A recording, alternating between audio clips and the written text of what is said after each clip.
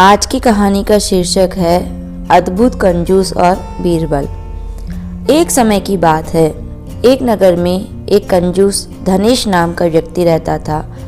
उसकी कंजूसी सर्वप्रसिद्ध थी। वह खाने पहनने तक में भी कंजूस था। एक बार उसके घर से एक कटोरी गुम हो गई। इस कटोरी के दुख में धनेश ने 3 दिन तक कुछ न खाया।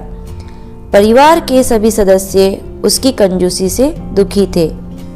मोहल्ले में उसकी कोई इज्जत नहीं थी, क्योंकि वह किसी भी सामाजिक कार्य में दान नहीं करता था।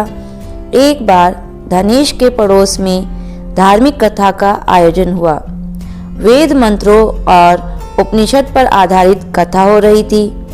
धनेश को सद्बुद्धि आई तो वह भी कथा सुनने के लिए सत्संग में पहुंच गया। वेद के वैज्ञानिक सिद्धांतों को सुनकर उसको भी रस आने लगा, क्योंकि वैदिक सिद्धांत व्यवहारिक पर आधारित एवं सत्य असत्य का बोध कराने वाले होते हैं। कंजूस को और रस आने लगा। उसकी कोई कदर नहीं करता, फिर भी वह प्रतिदिन कथा में आने लगा। कथा के समाप्त होते ही वह सबसे पहले शंका पूछता। इस तरह उसकी रुचि बढ़ती गई। वैदिक कथा के अंत में लंगर का आयोजन था, इसलिए कथावाचक ने इसकी सूचना दी कि कल लंगर होगा।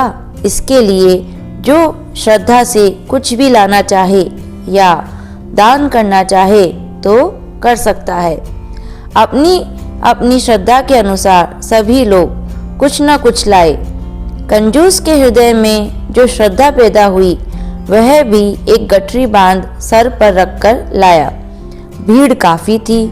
कंजूस को देखकर उसे कोई भी आगे नहीं बढ़ने देता। इस प्रकार सभी दान देकर यथास्थान बैठ गए। अब कंजूस की बारी आई तो सभी लोग उसे देख रहे थे। कंजूस की विद्वान की ओर बढ़ता देख सभी को हंसी आ गई, क्योंकि सभी को मालूम था कि यह तो महाकंजूस है। उसकी गठरी को देख लोग तरह तरह के अनुमान लगाते और हंसते, लेकिन कंजूस को इसकी परवाह न थी। कंजूस ने आगे बढ़कर विद्वान ब्राह्मण को प्रणाम किया। जो गठरी अपने साथ लाया था उसे उसके चरणों में रखकर खोला तो सभी लोगों की आंखें फटी की फटी रह गई।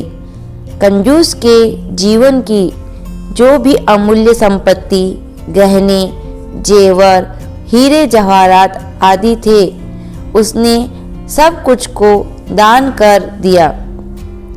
उठकर वह यथास्थान जाने लगा तो विद्वान ने कहा, महाराज आप वहां नहीं, यहाँ बैठिए।